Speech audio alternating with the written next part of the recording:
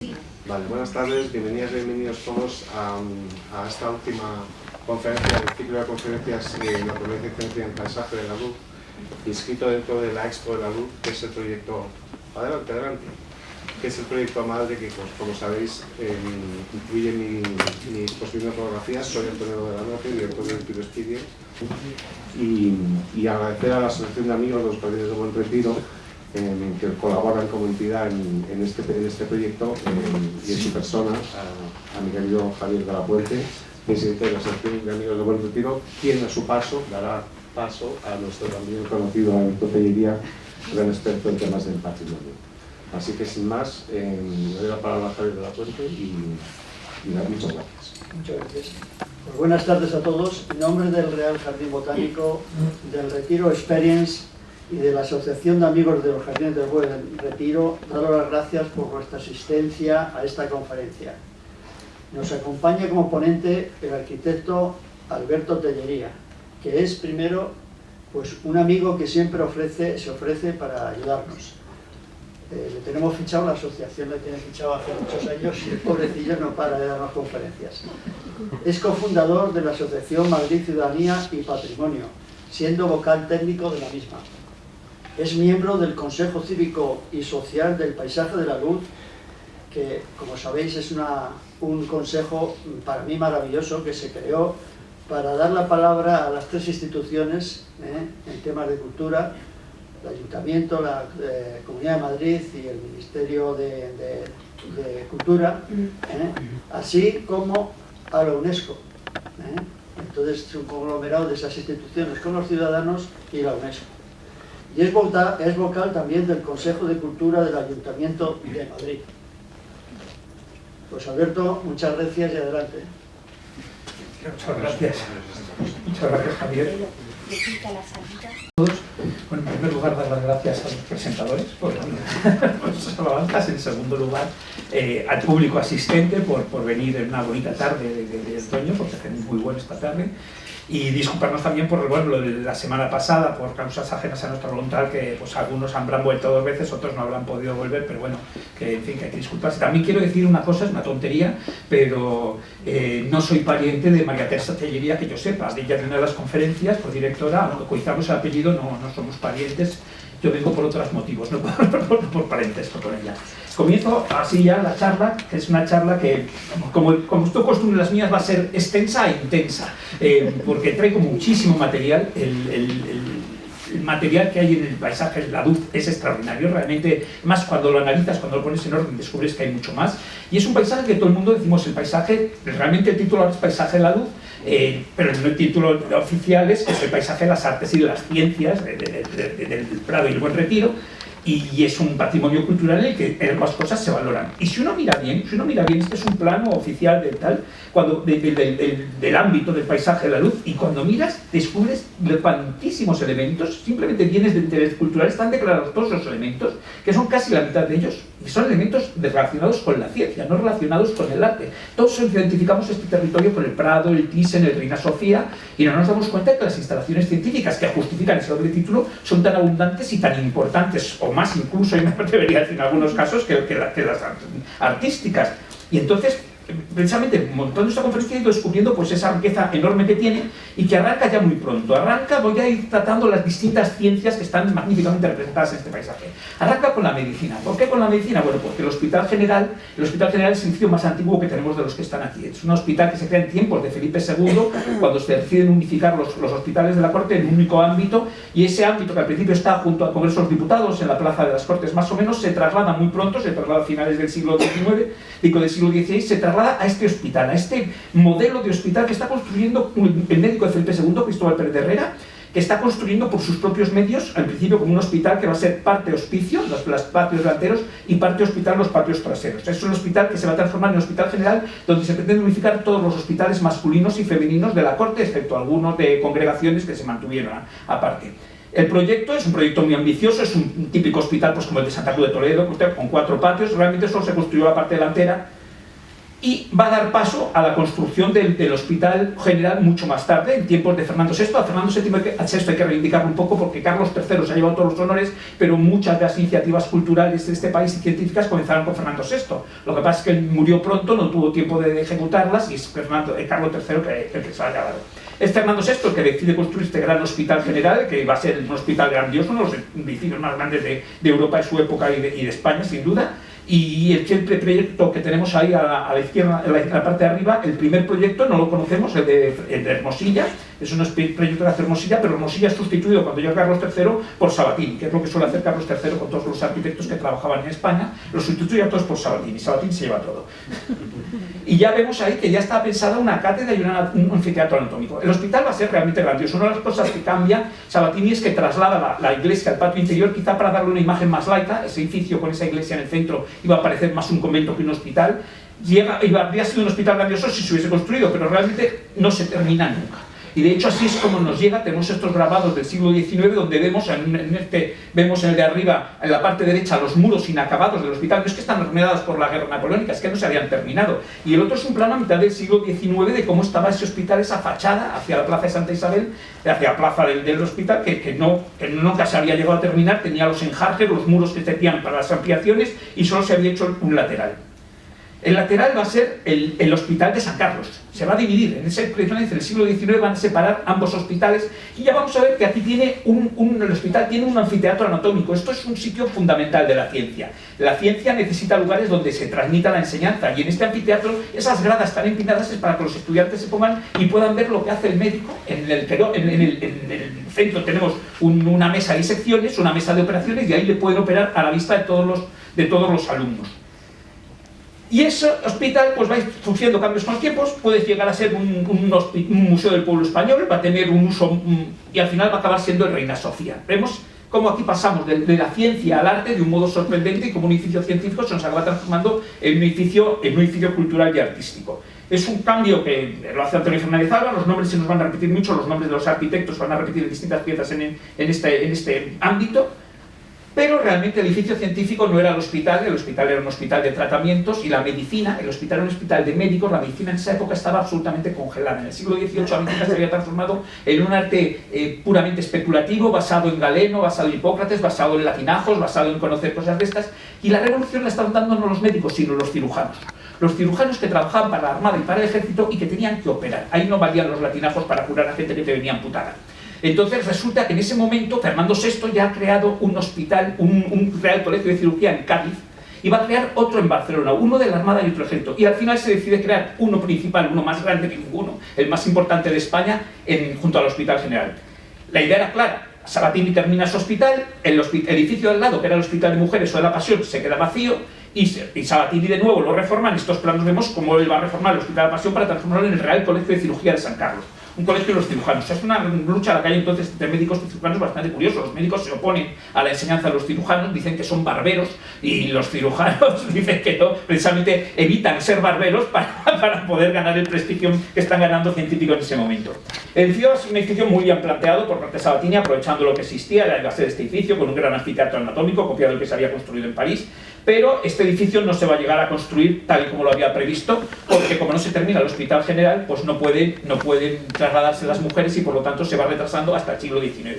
Y en el siglo XIX hay un primer proyecto de Isidro González Velázquez, un proyecto con el que se pide la licencia, pero que luego no es el que se construye. Ya en esa época los tejemanejes con el ayuntamiento eran de ese tipo, y construyen otro de Tiburcio Pérez Cuervo, hasta el punto de que cuando están acabando las obras, el ayuntamiento dice: ¿pero qué están construyendo ustedes? Pásennos los planos del edificio que construyen, porque tenemos unos que no corresponden a nada. Este es el edificio que va a ser el actual Colegio de Médicos, el edificio que va a ser el Real Colegio de Cirugía de San Carlos, donde va a haber esos dos anfiteatros. Tiene un proceso constructivo raro, la fachada no la hace el mismo arquitecto, la fachada la hace Ayeli y la termina Mariátegui. Es un edificio que va sufriendo muchos cambios mientras se termina, pero por fin ya en esta época ya vemos el momento en que se inaugura, en 1836 ya está terminado, y en 1849 se abre.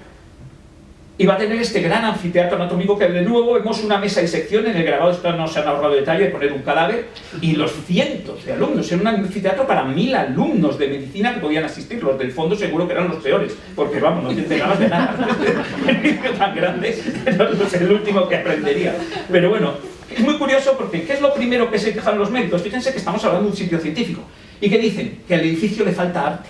que esta sala no tiene decoración, que esta sala, que tiene que representar una ciencia tan importante, necesita una belleza que no tiene. Cuando la sala esté decorada, dicen todos los medios, ganará mucho.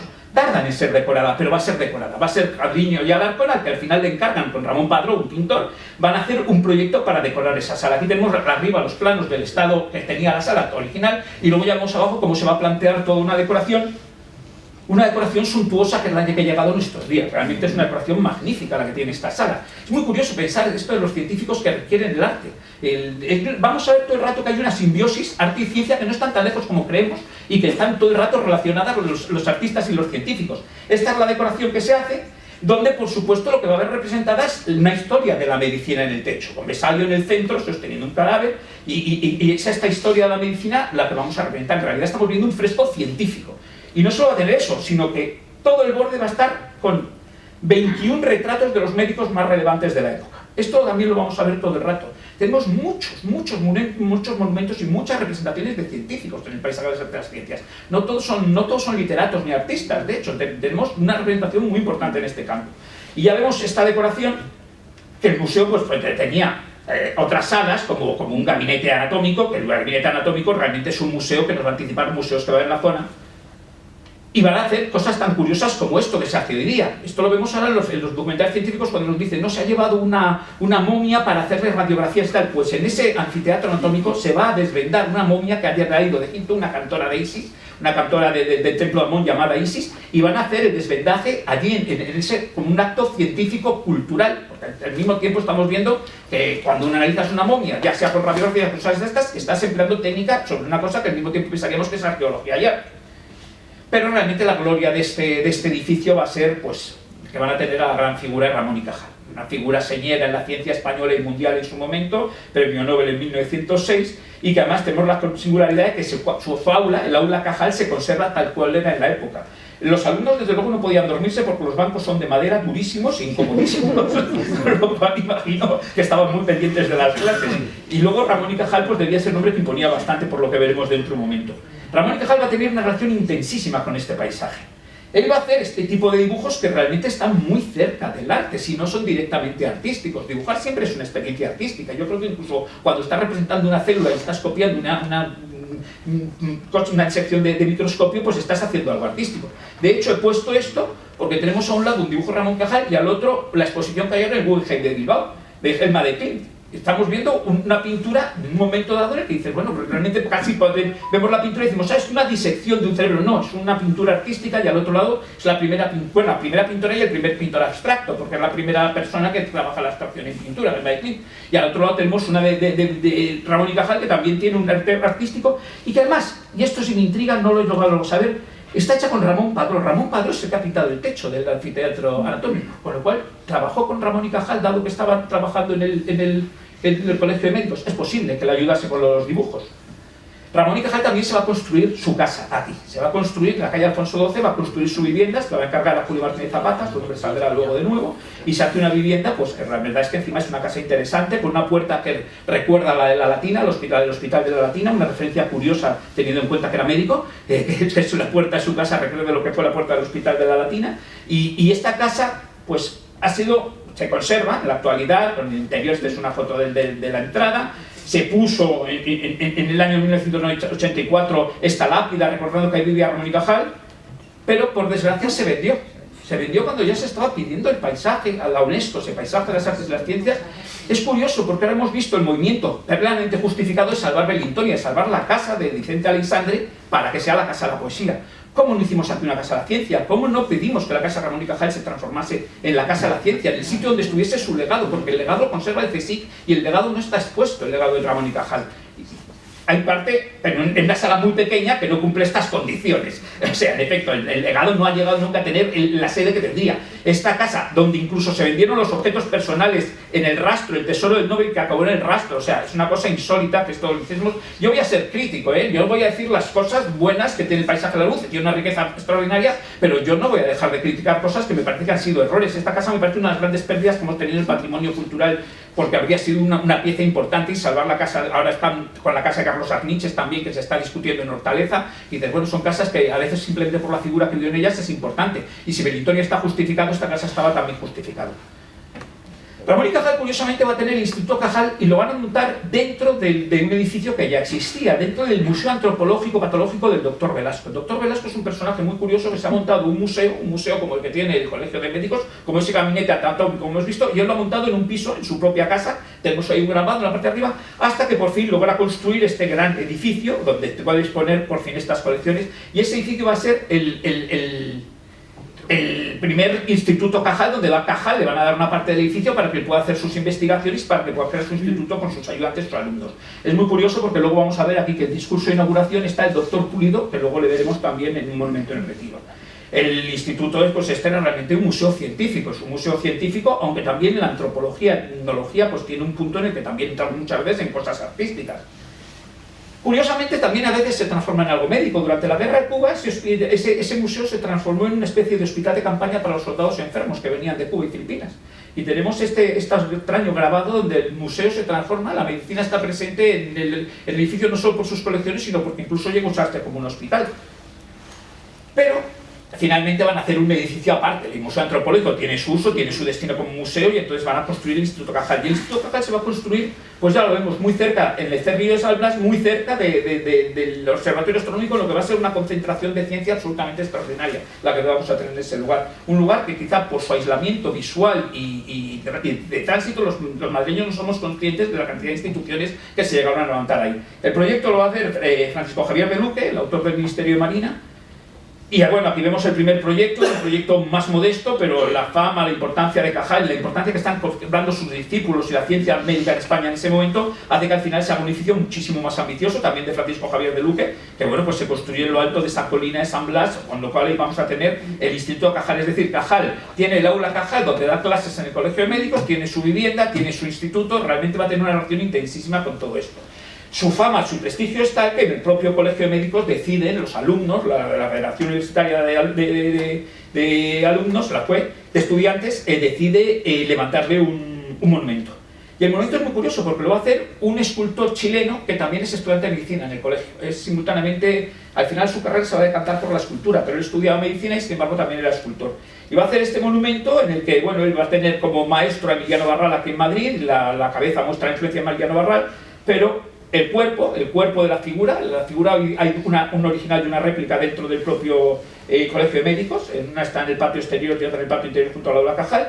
Vemos cómo la figura se inspira mucho en el vestuario de Victorio Macho, en el vestuario del Cristo del Otero, que está influyendo, la influencia de Victorio Macho es patente en este monumento, y no hay que olvidar que Victorio Macho es el autor del monumento a Cajal en el Parque del Retiro, que era un monumento que ya existía.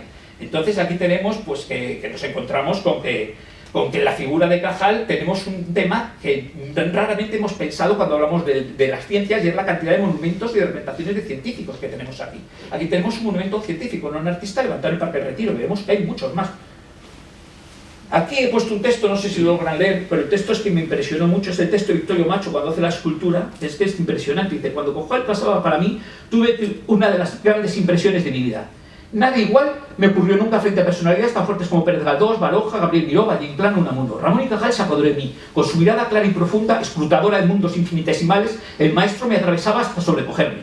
Perdí el control de mí mismo. En la primera sesión le hice un bosquejo bastante deplorable. Me sentía totalmente abrumado por aquella presencia impresionante, de prestancia casi bíblica. La segunda vez pasé de frente a modelar, sin despegar los labios. Les sabía hostil, irascible, violento. Fueron 3 días de silencio absoluto, temiendo desestar la tempestad de aquella montaña. Se quedó impresionado porque tenemos esta imagen de Cajal, pero claro, hay que tener en cuenta que el otro también es Cajal en su juventud. Era culturista. De joven. Un poco sabido que Cajal no era solo el anciano que miraba por microscopio, sino que veía siendo un joven atlético que trepaba por los montes de Aragón. Pasamos, ya hemos visto un monumento a un médico, pues vamos a ver que tenemos otros monumentos a médicos. Aquí tenemos otro monumento médico al doctor Benavente. El doctor Benavente le levantan un monumento en el parterre del Retiro. El doctor Benavente tiene este monumento que sufrió la ignominia rarísima de ser sustituido por el monumento a su hijo. Yo ya estaba muerto Jacinto Benavente cuando le sustituyeron el monumento. Yo no estoy seguro de que a él le hubiese gustado que quitase el monumento a su padre para echarlo a un lado y ponerle el suyo. Yo tengo mis dudas. Si yo fuese... A mí no me gustaría quitarse un monumento a mi padre para poner el mío. Jacinto Benavente, de hecho, lo tenemos en la foto del medio posando con un monumento a su padre. pero luego lo retiraron. Hay que decir que, efectivamente, el premio Nobel de Literatura, en este caso, y también académico, vamos a ver que tenemos también muchos monumentos académicos. No olvidemos que los escritores también pueden ser académicos, también pueden ser científicos, no solo son poetas o dramaturgos, sino que también trabajan la lengua desde el punto de la ciencia. Pues, ¿por qué está ahí el doctor Benavente? Bueno, pues que el doctor Benavente era el director del Hospital del Niño Jesús, otra pieza importante, hospitalaria, científica, arquitectónica, que tenemos en el paisaje de la luz, en el ámbito del paisaje de la luz.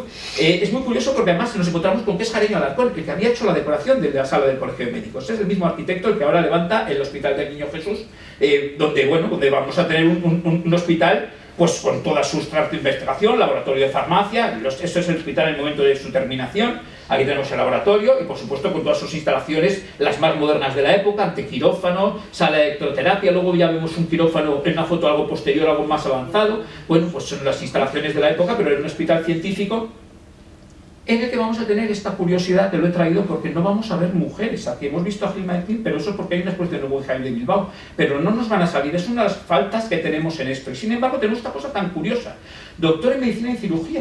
En 1884 esta mujer muere y es una doctorada, ya una doctora en medicina y cirugía. Sorprendente, porque uno pensaría que estas formaciones son posteriores. No. En ese momento ya doctora en medicina, disertante acerca de la educación física, moral e intelectual que debe darse a la mujer para que ésta contribuya al grado máximo a la perfección y dicha de la humanidad.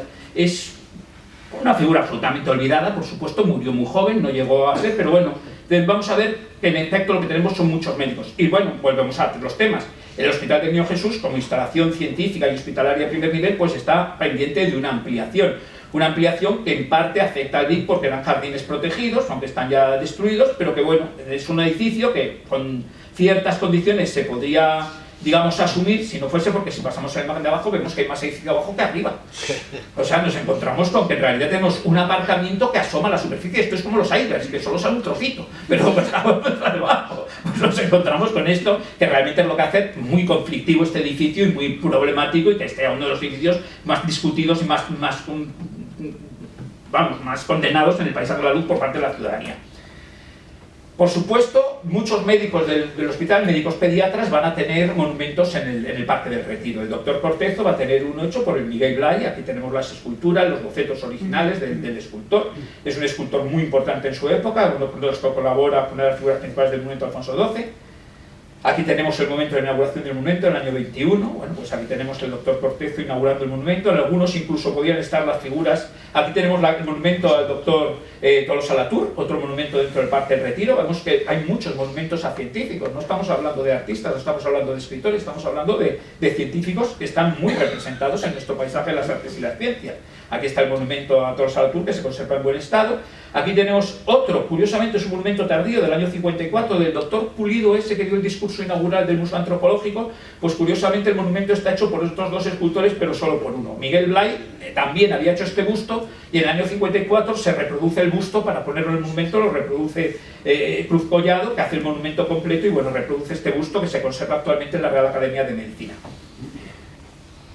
Y nos faltan monumentos a médicos, porque hemos tenido dos monumentos perdidos. Esas dos estatuas de abajo las ven ustedes a los lados de la puerta del Museo Antropológico. El Museo Antropológico tuvo estas dos esculturas, nada menos que Andrés Ferrer y Adivino Vallés, dos médicos muy importantes que en este edificio vean también que hay unas pinturas dentro del pórtico, unas pinturas que representaban la cirugía y la medicina, seguían con esa visión decimonónica, pues ahí seguían todavía a representar la cirugía y la medicina aparte. ¿Qué ocurrió con esas estatuas? Bueno, pues aquí tenemos una foto en la guerra. Después de la guerra el museo está absolutamente arrasado, el monumento destrozado, y en vez de reparar los elementos, pues se eliminaron tanto las pinturas, como se eliminaron las pinturas de Isidoro Lorenzo, como estas esculturas, que además eran buenos escultores, y tenemos, pues en la actualidad, el edificio lo tenemos desnudo. Bueno, los franceses también habían desnudado su iglesia de San Vicente de Paul. ¿Ven las pinturas que hay al fondo del pórtico? Sí. Esa iglesia se han repuesto hace unos años. Esas pinturas se habían retirado en el momento de la inauguración porque causó un escándalo en el pleno siglo XIX, que estaban Adán y Eva. Aunque no se veía nada, estaban Adán y Eva y estaban desnudos. Era lógico, en la iglesia no podían poner los vestidos. Entonces se retiraron por el escándalo y ahora se han repuesto. Uno se pregunta hasta qué punto no podríamos, en estos edificios fundamentales del paisaje de luz, plantearnos la recuperación de esas pinturas, de esas esculturas y de esos elementos perdidos, aunque sean cargándose artistas modernos, dado que no podemos reproducir el original, pero bueno, esas piezas que nos permitirían entender el edificio con su integridad, como lo pensó el arquitecto, porque ese edificio presumía ser el primer edificio en el que se había hecho lo mismo que en París, Hittorf escandaliza en la historia de la arquitectura porque pone color en la arquitectura clásica. Es cuando se descubre que los griegos pintaban sus templos, que era una cosa que nunca se había hecho y todos los hacían blancos. Hittorf escandaliza. Y en Madrid, el primer edificio en el que se ha hecho esto es precisamente el anterior. Estas pinturas eran las primeras que tenían, lo dice la prensa de la época. Las pinturas de Isidoro Lozano son las primeras que muestran un edificio a modo clásico en Madrid. Vamos a pasar a la cosa más rara que tenemos también como centro médico, porque esto sí que es raro, es la casa del contrabandista, la actual Florida Park del Parque del Retiro, pero fíjense curioso que en esta foto lo que vemos es un gabinete oxiterápico, en el que te daban, dicen, valores de oxígeno, sifones, era para tomar gases. En un momento dado fue una cosa médica llevada por un médico y que lo transformó en este uso. Es otro edificio muy discutible. En la obra de reconstrucción apareció el edificio original, ahí lo vemos, aparecen sus ruinas y en vez de restaurarlo y recuperar un capricho de tiempos de Fernando VII, resulta que el edificio volvió a quedar incluso más envuelto que antes, de modo que lo hemos perdido como capricho. Son concesiones temporales. Yo espero que alguna vez el ayuntamiento se diga a cuando termine la concesión decir, pues esto se acabó y vamos a recuperar el edificio en su estado original, porque estamos en un paisaje declarado Patrimonio Mundial por UNESCO y no podemos tener de edificios importantes históricos transformados en centros comerciales. Vamos a pasar ya de la medicina a otro ámbito, y aquí vemos, les he puesto esta foto porque este ámbito que vamos a pasar es el de la botánica, y esta es una foto tomada donde vemos en primer plano el jardín botánico y al fondo vemos ese hospital, no sé si se ve la fecha, pues sí, miren, este es el hospital de San Carlos, aquí el hospital, este es el colegio de médicos, y fíjense, este es el hospital que les he enseñado del siglo XVI, nunca se había tirado. Precisamente construyen el hospital del siglo XVIII, se construye para evitar derribar el siglo XVI para poder mantenerlo en uso. Y no se demuele hasta muy tardíamente, hasta bien avanzado el siglo XIX no se demuele este hospital del siglo XVI que teníamos en un principio. La botánica, por supuesto, es una de las primeras instalaciones que tenemos en el paisaje de la luz como instalación científica. Es el Jardín Botánico de Vigas Calientes, un jardín privado instalado por un médico, pero en tiempos de Fernando VI, que se va a trasladar. Por supuesto, la botánica tenía importancia en relación con la medicina. Esto que estamos viendo es la farmacia del Hospital General, la farmacia del antiguo Hospital General, y por supuesto estas farmacias pues usaban muchos remedios traídos de las plantas, remedios botánicos. El Jardín Botánico, no voy a hablar mucho de él, aquí se ha hablado ya mucho estos días, y el Jardín Botánico aquí hay especialistas que sabrán más que yo, pero bueno, es un proyecto de Sabatini también, como no podía ser, en tiempos de Carlos III, en el que luego va a haber una intervención de Villanueva, aunque es confuso, hay planos de estos que, por ejemplo, lo tienen en la Biblioteca Nacional de Austria, lo tienen como si fuese un dibujo de Sabatini, pero todos entendemos que la estufa ya es un proyecto de Villanueva, y esa inscripción en el cuadro nos parecía que era más de Villanueva. Curiosamente, la estufa que aquí representan no parece tener mucho que ver con la construida, era como que iba a ser una especie de arco de triunfo que permitía atravesar, una cosa muy curiosa. Al fin y al cabo, el jardín es un jardín absolutamente científico, una ordenación muy rigurosa, una ordenación que tiene su valor paisajista dentro de su rigor, no hay que olvidarlo, con las 3 terrazas, con la orientación, pero que en el siglo XIX lo van a hacer mucho más paisajista y mucho menos riguroso, pero mucho más artístico. Aquí sí vemos cierta contradicción entre la ciencia y el arte en el siglo XIX, cómo transforman y transforman todos estos recuadros hechos para entender prácticamente, para poder exponer bien la ciencia, pues aquí se transforman en recuadros de paseo. Y vamos a encontrarnos con que también tenemos aquí un montón de monumentos. El primero es del Linneo, que tenemos uno, pero que en las fotos antiguas descubrimos que había otro busto en el jardín, junto a los estantes, en el jardín botánico. Tenemos, por supuesto, todos estos de Carbanilles y de Rojas, de Simón de Rojas Clemente. Todos los botánicos van a estar aquí representados, de la Gasca, que también tuvo un busto aparte, de Kerr. Es decir, tenemos de nuevo un sitio que tenemos, es lógico, el jardín botánico, pero estamos en un sitio en el que nos encontramos de nuevo que tenemos muchas representaciones artísticas de científicos. Incluso placas como estas, que es una placa artística, los ingenieros reunidos en el centenario, la enseñanza oficial de arquitectura. Nos volvemos a encontrar con esta petición que tiene la ciencia a la sociedad para ser representada en el público, porque es una cosa importante. También el jardín botánico no solo era botánico, se nos servía para todo tipo de expediciones. Aquí tenemos la exposición del Pacífico, cuando se expuso en el siglo XIX, y luego tenemos otra de historia natural, es decir, se hacen distintas exposiciones aprovechando la estufa, e incluso exposiciones de arte. Esta es muy interesante. En el año 29, los artistas que han trabajado en París, o sea, y ahí vemos Dalí, Picasso, están todos los importantes, Gargallo, todos los grandes artistas del momento trabajan, y se celebra esta exposición dentro del Jardín Botánico, una exposición artística. Y vemos que los artistas tienen grandes influencias, porque aquí estamos viendo dos dibujos que pueden pensar que es el de medio si no se dan cuenta que los dos del lado derecho son de Dalí.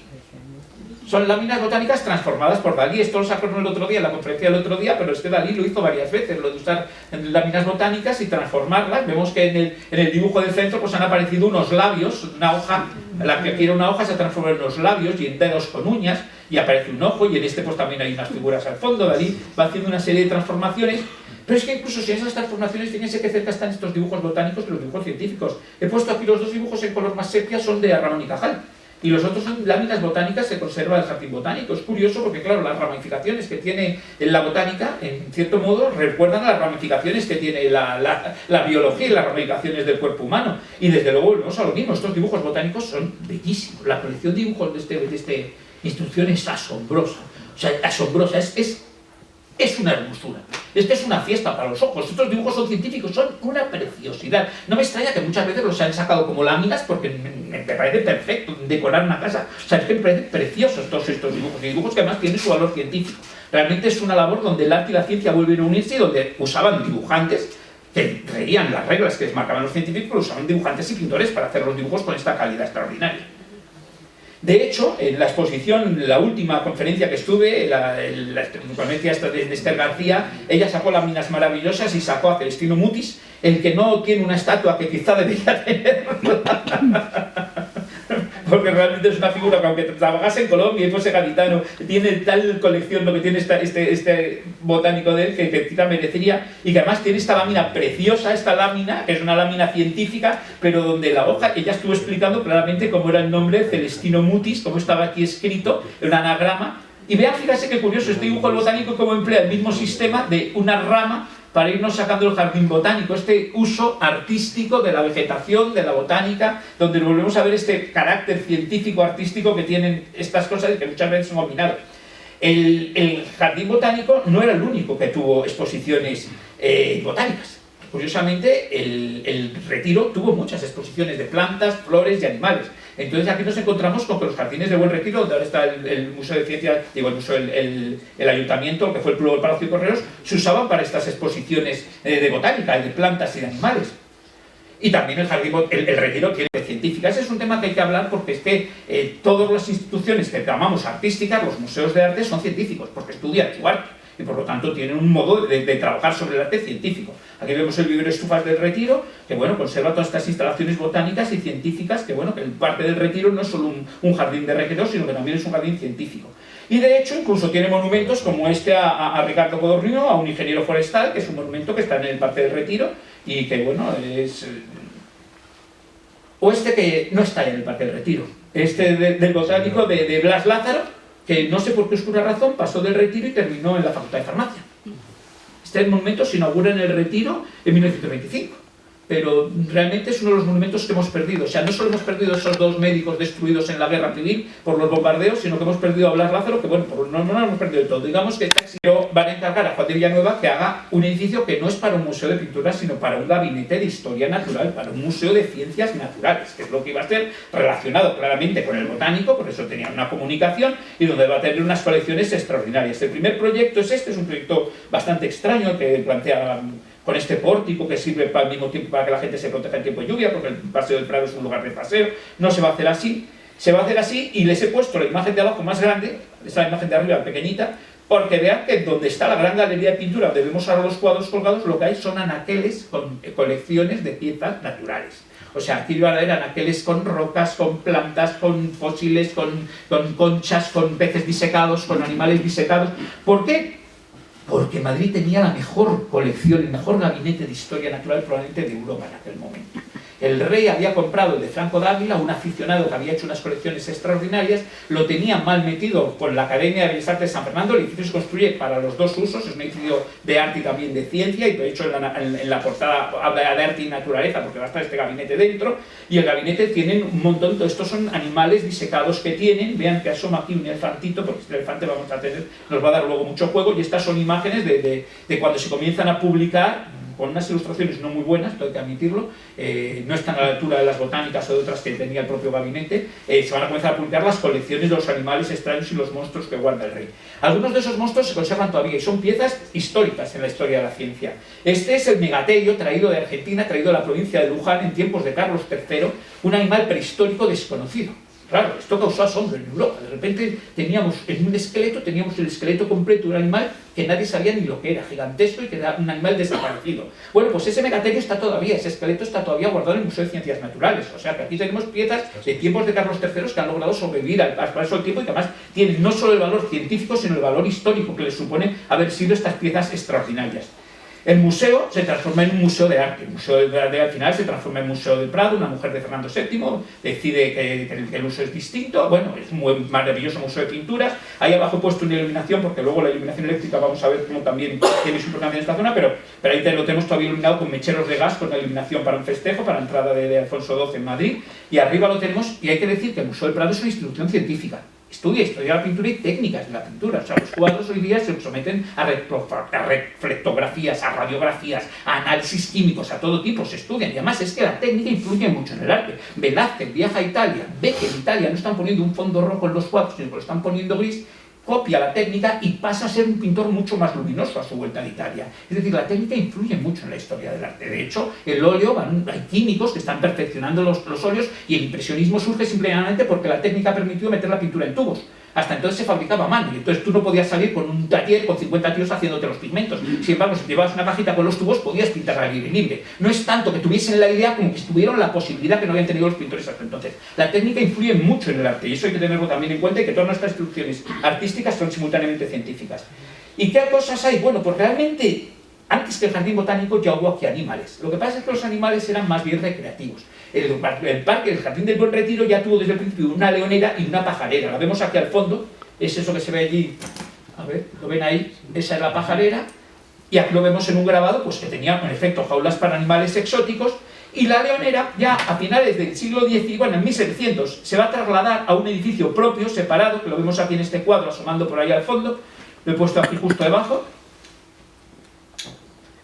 y que en principio, pues, los reyes tienen leones, pues, como cuestión de prestigio y para hacer luchas de animales y cosas de esas. Pero ya en el siglo XVIII está cambiando el modo de ver la naturaleza, es mucho más científico, y la leonera va a recibir animales exóticos como esto. Esto es fascinante. Esto es, un rey recibe algo rarísimo, que es un oso hormiguero, que también le envían de Argentina. Se quedan desconcertados, o sea, porque nadie sabe muy bien, le llaman la osa palmera, y además no saben con qué alimentarla, porque claro, trasladar por mar desde Argentina, trasladando meses un barco, un oso hormiguero, no puedes llevar 100 millones de hormigas dentro, se te comen a los marineros.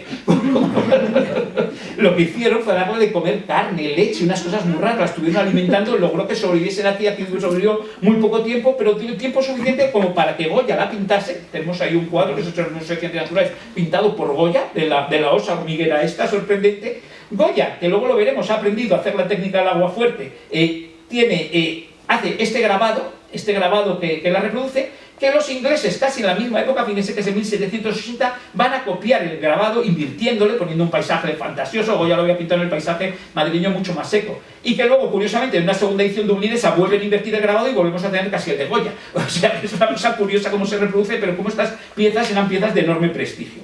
Pero lo que va a ser realmente sorprendente es la llegada del elefante. El elefante en realidad va a ir a Aranjuez, pero pasa por Madrid y está en el Retiro, y causa sensación. O sea, fíjense ustedes en las artes la influencia que tienen los animales y la naturaleza. Todo esto son cerámicas de Alcora de cuando viene el elefante.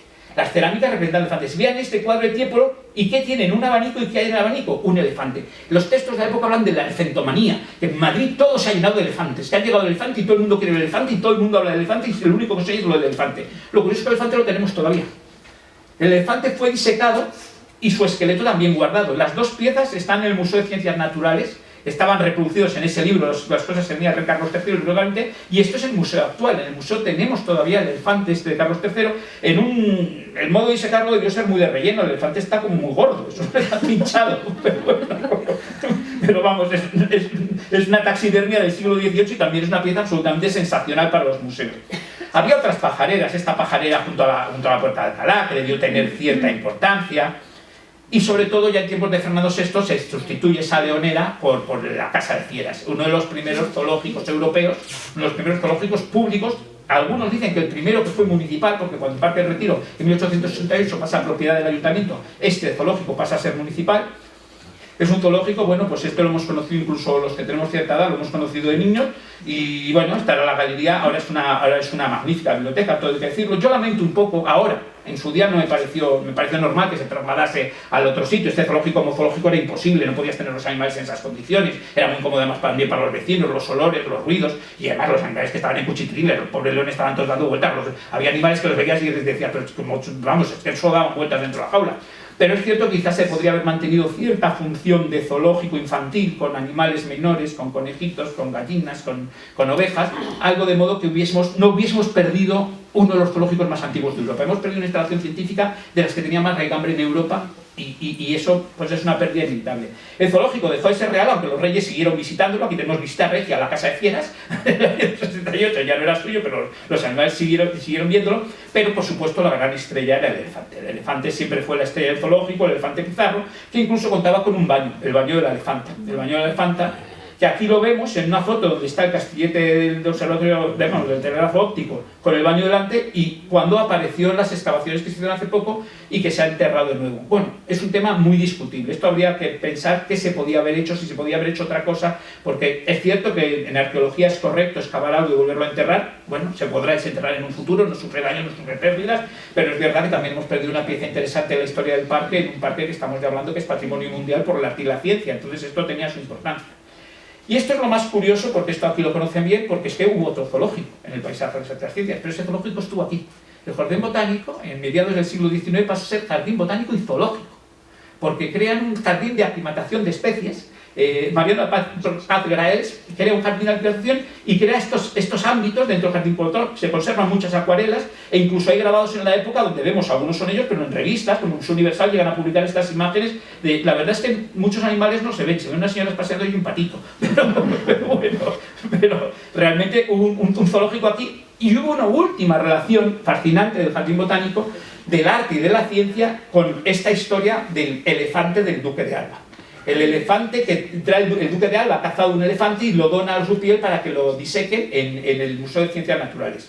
Benedito, que se ha formado, Luis Benedito, es escultor, se ha formado como escultor taxidermista en Alemania, viene y le encargan que haga esto. El bicho, bueno, la piel lleva tantos años que primero tiene que crear una piscina para sumergirla y para que vuelva a ponerse blanda, porque la piel está plegada y aquello es una cosa monstruosa. Luego tiene que saber qué tamaño tiene un elefante de esas dimensiones, por los colmillos y por todo, y va consultando por Europa, porque al principio pide que le dejen viajar, pero no le pagan el viaje y al final tiene que quedarse. Y luego, en el propio jardín botánico, aprovechando que se está haciendo la obra de ampliación del segundo piso y está el edificio vaciado, van a construir el elefante. Fíjense el proceso. Primero lo dibujan en la pared a tamaño natural. Así saben por lo menos que les cabe, porque mucho espacio no les queda por encima. Luego construyen el armazón y comienzan con escayola, y luego sobre esa escayola van a extender la piel y van a ir extendiendo y cubriéndolo. Lo curioso es que el elefante sale aquí fascinante en el botánico, y incluso, fíjense, lo ponen en el jardín y para tomarle fotos, porque no va a estar mucho tiempo, pero tomarle fotos naturalizan su base de modo que parezca que está realmente en el bosque. E incluso aquí tenemos que se ha subido un cornac, como si estuviésemos un cornac en un elefante africano. Lo tendría muy crudo. Los elefantes africanos no son como los indios, pero bueno. Aquí tenemos una foto en la que incluso vemos cómo sale por la puerta del botánico y cómo lo trasladan. Aquí lo tenemos, de las Cibeles al fondo y el elefante siendo trasladado al Museo de Ciencias Naturales. El Museo de Ciencias Naturales, donde todavía se guarda. No solo tienen el de Carlos III, tienen este otro que se naturalizó aquí y que incluso se hace tan popular que hace postales, pero fíjense que las postales es de la foto en el botánico. La imagen con la hierba, la imagen naturalizada, es la que se pone para vender postales de este elefante. Y aquí estamos con lo de, ¿esto es arte o es simplemente técnica? Un taxidermista es un escultor. Luis Benito era un escultor por derecho propio, un escultor animalista, y de hecho de ese elefante hizo réplicas en bronce, pequeñas, en bronce y marfil, que siguen saliendo en casas de subastas. Estas son réplicas, no son la misma, como pueden ver, el mármol de la base es siempre distinto, son distintas porque él llega a hacer, era una época en la que se podía producir en serie los bronces, y es una pieza artística el elefante. Es decir, que tenemos una gran escultura gigante revestida de piel en el museo y una escultura menor en bronce, que es la que circula en ciertas casas. La última pieza más loca que pudimos tener, y no tuvimos porque yo creo que es que no tenía sentido, es esto. Esto es una imagen de la gruta del frente del Palacio de Cristal. Es la primera imagen que tenemos de esa gruta cuando todavía no existía ni el Palacio de Cristal ni siquiera el estanque. Había un charquito en el fondo. Es previo a todas las exposiciones que se hacen allí, se construye la gruta. Lo sorprendente es que los textos de la época dicen que la gruta tiene que tener un acuario. La gruta es enana. Entonces la gruta es esta. Es cierto que la representación que hacen en la época es muy fantástica, se representa que poco menos parecen las cuevas del águila. Esto no tiene mucho que ver. Pero es cierto que también eso se había hecho muy poco tiempo después de esta exposición universal, donde hubo una gruta acuario. En la exposición universal de 1867 es posible que tuviese la idea de crear más que un acuario, una pecera, de modo que al cruzar la gruta hubiese en algún momento dado tenido peces ahí que hubiese podido ver. No sabemos hasta qué punto fantaseaban todos, la prensa, los autores, o si la cosa llegó a nada, pero no llegó. ¿Qué más saberes tenemos aquí extraordinarios de época ya muy antigua? Pues bueno, tenemos la astronomía. En tiempos de Carlos III se va a proponer la construcción de este fabuloso observatorio astronómico que se va a realizar en tiempos ya de Carlos IV. La astronomía es una ciencia que va a tener este edificio, que es una de las joyas artísticas del paisaje de la luz, y un observatorio científico que en su día fue absolutamente puntero. Tenemos esta imagen, porque el observatorio nos ha quedado olvidado, ya no se ve en Madrid, y esta es una imagen curiosa, que es una imagen que fue famosa en Inglaterra en el siglo XIX, donde desde Atocha, donde estaba en ese momento la fuente de la Alcachofa, que ahora está en el Retiro, pero en aquella época estaba al arranque de la Cuesta de Moyano, se veía al fondo el observatorio astronómico, asomando sobre el Cerro de San Blas, antes de que se construyeran todos los edificios del Paseo Infante Isabel. Pues claro, un edificio importante. Este es un cuadro que encarga a la reina Victoria para regalárselo a su marido, porque es una imagen que se ha vuelto muy popular en Inglaterra, esta visión de Madrid. El observatorio va a tener sus ampliaciones posteriores, va a ser una institución científica en funcionamiento. De hecho, se va a ir modificando el edificio, no voy a entrar mucho en él, porque es una institución que sigue. Van a hacer observaciones científicas tan fascinantes como esta, al aire libre, observando un eclipse de luna al pie del peristilo. Por supuesto, va a tener todos sus telescopios sucesivos, y va a tener sobre todo un telescopio magnífico, que es una muestra de lo que se puede hacer en un sitio como este. Él tuvo un telescopio Herschel, le encargan en Inglaterra que haga un telescopio y hace uno de los mejores, bueno, él decía que el mejor telescopio que había construido nunca, un telescopio de 25 pies de largo, del que tenemos unos planos tan extraordinariamente precisos y preciosos. Volvemos a si estos planos son técnicos o son artísticos, porque son una preciosidad, hasta el punto de que el mismo dibujante de los planos se permite luego esta visión. Pero esos planos, lo que han tenido una maravilla es que han permitido reconstruir el telescopio. Del telescopio esto lo destruyeron también los franceses y solo nos quedan las lentes y el reloj. Pero se ha hecho una réplica exacta y se ha metido un edificio de Fernández Alba que ha permitido reconstruir este telescopio. Este es un tema que cuando estamos en un paisaje, en patrimonio mundial, hay que plantearse qué cosas podríamos recuperar, qué cosas deberíamos recuperar, qué cosas no deberíamos recuperar. En este caso yo creo que ha sido un acierto recuperar este telescopio. Y ahora tenemos que recuperar una segunda cosa. El observatorio astronómico se entraba por esta gran portada construida por Juan de Villanueva. Pero si vemos esta imagen, a principios del siglo XX, la portada solo quedaba en el muro superior porque ha quedado totalmente errada.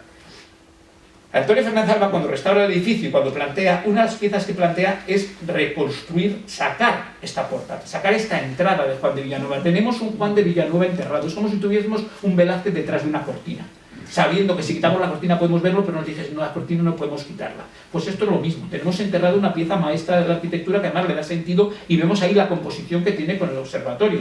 Bueno, pues ahora mismo la Academia de Bellas Artes está intentando, y lo han planteado en el Paisaje de la Luz, en el Consejo Cívico y Social, que hay que recuperar esta portada, y de hecho ha salido este informe sobre la recuperación de la portada, con estos planos que nos dicen más o menos pues cómo debe ser la sección interior, porque ni siquiera lo sabemos porque está enterrado, y no tenemos planos de la época, y por lo tanto, hasta que la encontremos, va a ser una labor de arqueología científica para descubrir una pieza artística. ¿Qué otras cosas tenemos que puedan tener relación con la astronomía? Bueno, pues esto va a decir qué relación tienen las escuelas Aguirre. Las escuelas Aguirre ahora son la Casa Árabe, están ahí en la calle de Alcalá. Bueno, pues las escuelas Aguirre, que son obra de Emilio Rodríguez Ayuso, era un edificio modelo, unas escuelas modelas pagadas por Lucas Aguirre, pagados por un filántropo, y lo que tenía es que la torre, esta torre tan bonita, era un observatorio astronómico. Esa torre se construye para ver las estrellas, para que los alumnos puedan hacer astronomía y para que puedan verlo. No es una torre decorativa, claro, ¿por qué va a tener una escuela una torre tan alta? Pues se lo tiene porque es un observatorio. De hecho, incluso en esta foto parece que lo que se ve es un pequeño telescopio en la parte superior, y se ha cristalado el cuerpo inferior, supongo que para que no muriesen congelados los niños cuando observaban las estrellas. Tenemos otras instituciones también educativas, como el Instituto Escuela, que es un centro educativo pues importantísimo, la Junta de Ampliación de Estudios, en la que está Ramón y Cajal, el Instituto Escuela, que es también de Francisco Javier de Luca, el nombre del autor del Instituto Cajal, y que se conserva con colecciones y con instalaciones pues, muy interesantes. De hecho, las colecciones históricas de la Junta de Ampliación de Estudios las guardan aquí. O sea, que es un edificio muy interesante que tenemos aquí, pero que forman parte de esta especie de acrópolis de las ciencias, junto al Instituto Cajal, el Observatorio Astronómico y tal, que no tenemos constancia en los madrileños porque están en un sitio que no lo vemos, aunque forman parte. Y vamos a pasar a otro terreno, que es las comunicaciones. Las comunicaciones tienen mucho que ver con estas torres, con estos sistemas, y aquí tengo que hablar de una figura que es Agustín de Betancourt. Agustín de Betancourt, un ingeniero canario, un ingeniero que va a formarse en el extranjero y que va a hacer, pues por lo primero que va a hacer es inventar con Breguet, con un relojero suizo, va a inventar un sistema de telegrafía óptica extraordinariamente preciso y fácil. Era un sistema pensado, era muy ingenioso. El sistema de telegrafía óptica se basa en que construyes una torre a mucha distancia. Un tío con un telescopio ve lo que está viendo, la postura que tiene esta pieza allí. Y lo que hace es reproducirla. Puede ser analfabeto, simplemente reproduce lo que él está viendo de la misma manera, con un mecanismo clac, clac, clac, de modo que la misma imagen llega a toda velocidad. Se llegó a construir una línea que unía Madrid con Cádiz y se podía mandar mensajes rápidamente con este sistema de telégrafos ópticos. Y el sistema era, como eran muchas veces mensajes cifrados, porque esto se hacía también para la marina, para el ejército, la ventaja de que fuesen alfabetos es que los que lo transmitían no sabían lo que estaban transmitiendo. No podía nadie interceptar el mensaje en ninguna parte porque ellos solo cambiaban la postura de la máquina sin saber qué significaban esas posturas. Solo se sabía al final. Eso funcional, Napoleón lo lleva, de hecho, cuando invade España, una de sus grandes armas no secretas era pública, que llevaba telégrafos ópticos, lo que permitía comunicarse rápidamente con su ejército, porque permitía, eran telégrafos ópticos móviles, transmitir mensajes a distancia de alta velocidad. En España, pues fue todo lo contrario. Cuando construyó este sistema, el primer año envían unos mensajes la corte a Cádiz y luego ya dicen que, bueno, ya ha sido muy curioso verlo y se abandona y se desmonta todo el sistema que se ha construido hasta acá. Y resultado, en 1850 hay que volver a hacerlo. Entonces en 1850 es cuando se construye por fin la torre de un nuevo telégrafo óptico, ya con otro sistema, de sistema mate, ya en el Parque del Retiro. Este es uno de los edificios que también ha estado, era un castillete, realmente, era un castillito muy mono, pero que luego se transformó en un centro científico importante por el Instituto de Meteorología. O sea, en un momento el Instituto Central Meteorológico se instala aquí y entonces el edificio pues comienza a llenarse de antenas, de experimentos, de aparatos para medir cosas. Le hacen pequeños añadidos. Aquí todavía vemos el primer añadido que degrada un poco su arquitectura.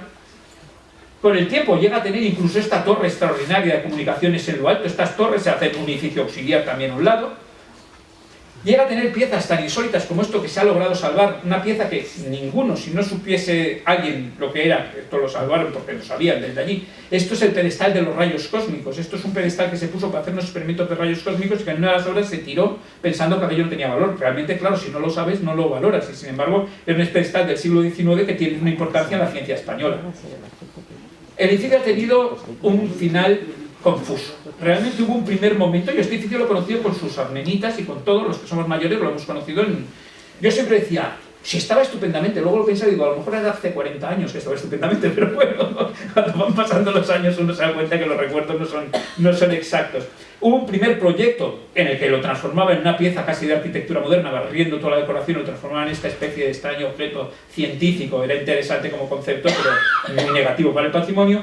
Y un segundo proyecto de reconstrucción que yo creo que ha tenido la cosa forzada de tener que hacer una cubierta acristalada como observatorio, que no sé para qué sirve porque es bajísimo y además ahí está todo lleno de árboles, no mucho no se va a ver, y que además desfigura mucho el edificio, y mantener todo este cuerpo que habían ido añadiendo que lo destrozan. El resultado ha sido este, con la polémica que se ha creado generalmente, pues el edificio realmente una vez rehabilitado pues no tiene ni el aspecto que tenía, ni el aspecto...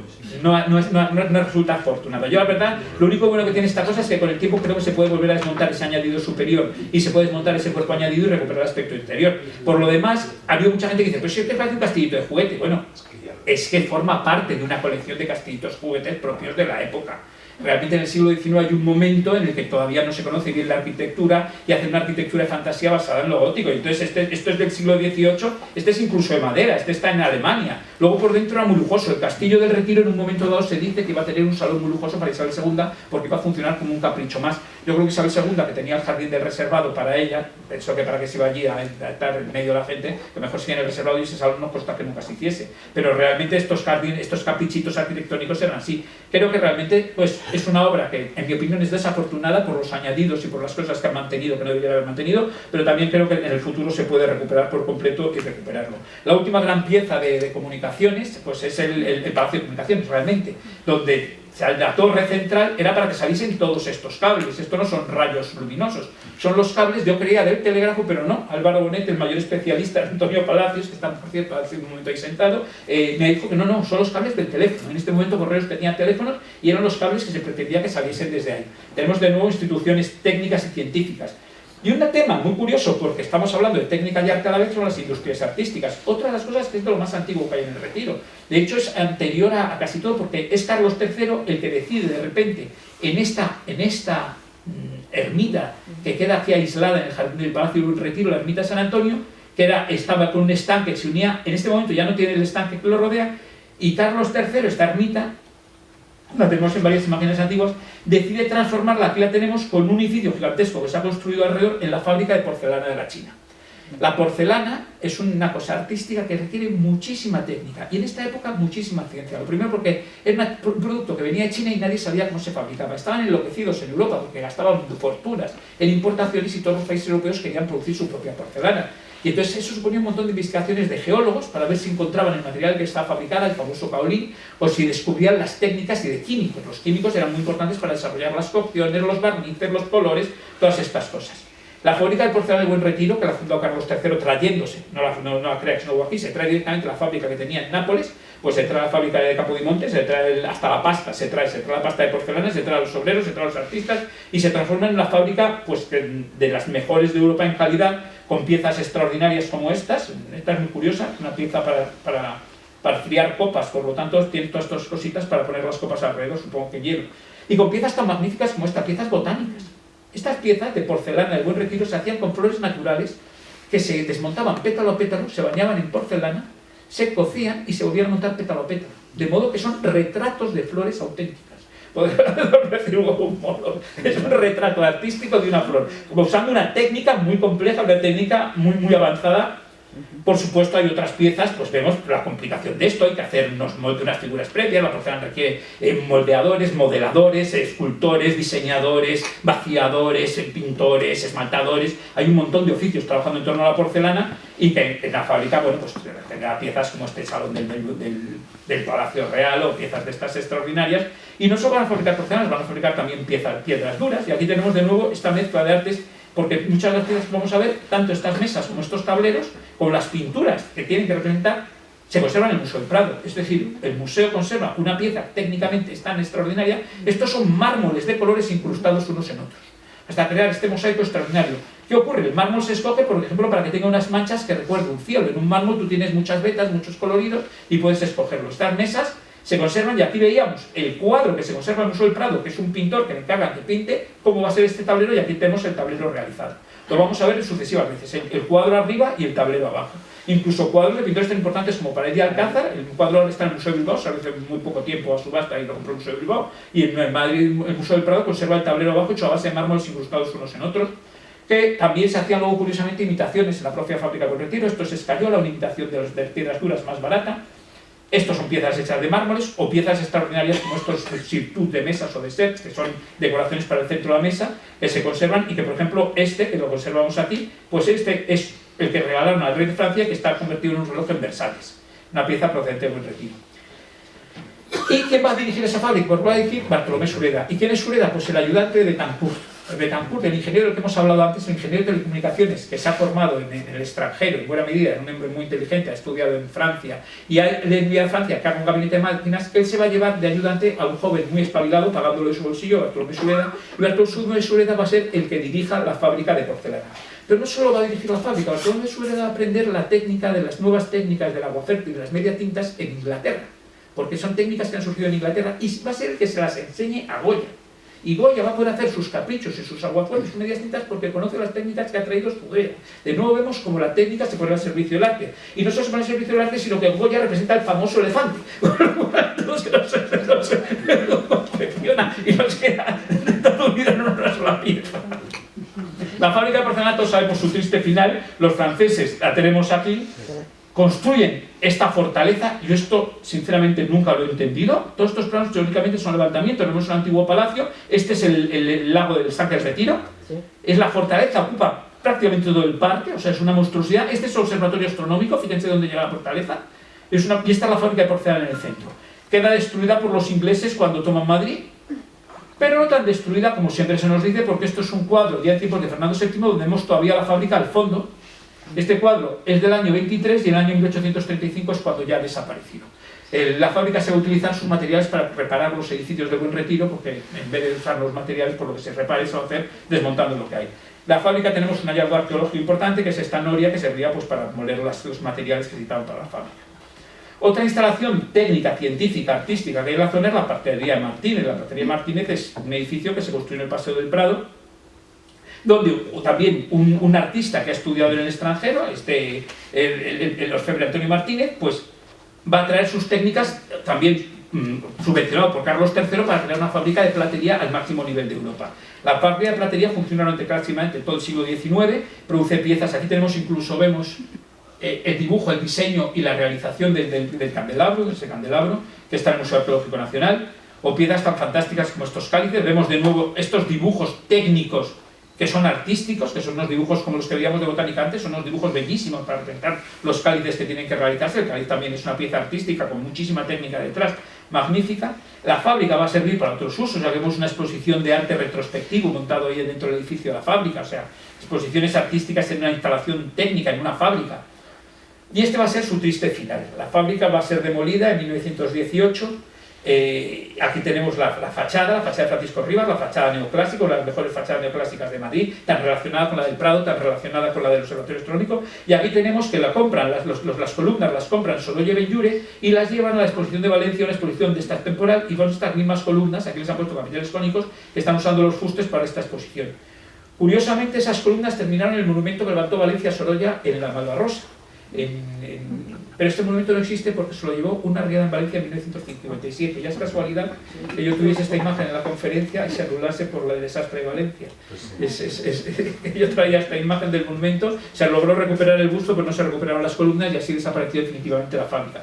¿Qué hay en su lugar? Pues el Hotel Savoy, este es el edificio del Hotel de las Platerías, de la Plaza de las Platerías de Martínez, que todavía se llama Plaza de las Platerías de Martínez, porque estuvieron las platerías, pues se construyó este hotel de Luis Santos Terreros.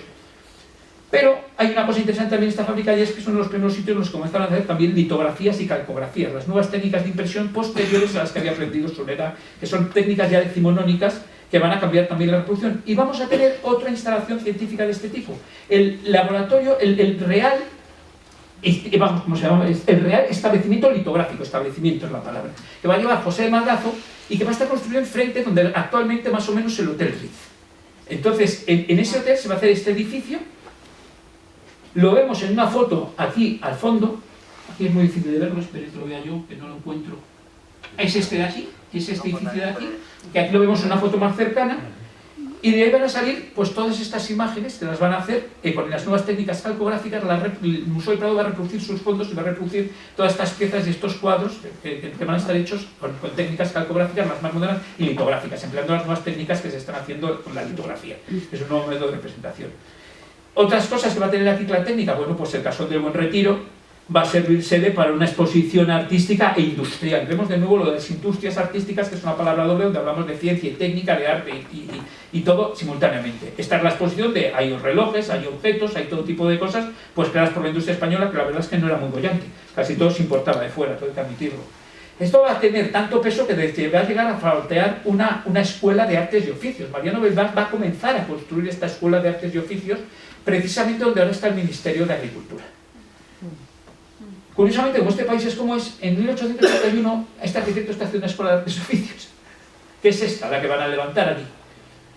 Pero en 1882, ya, de nuevo estamos con la ciencia, los oficios, las técnicas, en fin, todo tenía mucha relación, la Facultad de Ciencias tenía sentido, estaba el lado botánico, estaba el colegio, estaba la Facultad de Farmacia entonces todavía. Finalmente lo que va a ser es el Ministerio de Agricultura, pero curiosamente el Ministerio se hace aprovechando los cimientos que se han comenzado para esa escuela de oficios. El arquitecto parte con el pie forzado de tener que aprovechar los cimientos para el Ministerio de Agricultura. Lo último, digamos, ya gran pieza de esto es la exposición de industrias artísticas madrileñas en la chopera del Parque del Retiro. Se va a llegar a construir este palacio, no del todo. Si miren ustedes la imagen, como de costumbre, se llega tarde y ven que aquí iba a tener una cúpula espectacular y se construye el palacio, pero le falta la cúpula, porque no llega ni el tiempo ni el presupuesto, pero es un palacio Luis Ballido, el autor del edificio, el arquitecto del Matadero, es un edificio precioso, con esculturas de Ángel García, donde va a haber cosas tan pintorescas como la fábrica de cervezas El Águila, que va a tener una exhibición, y otro tipo de fábricas, la azucarera Poveda, el pabellón de los ferrocarriles de Madrid, Zaragoza, Alicante, los propietarios de la estación de Atocha, O incluso cosas tan curiosas como la cerámica madrileña, una fábrica de materiales de construcción que hace este alarde de esta especie de sombrilla de ladrillo que se sostiene misteriosamente, tiene unos nervios de acero que les permite hacer este voladizo y que incluso sobrevivirá a la exposición varios años después.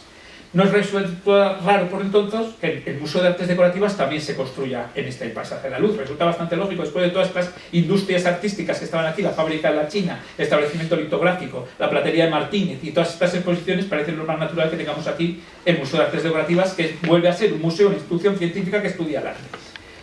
La ingeniería va a tener también una representación muy importante. Volvemos a Betancourt, porque Betancourt es el primer español que hace volar un globo en 1783 en el Escorial.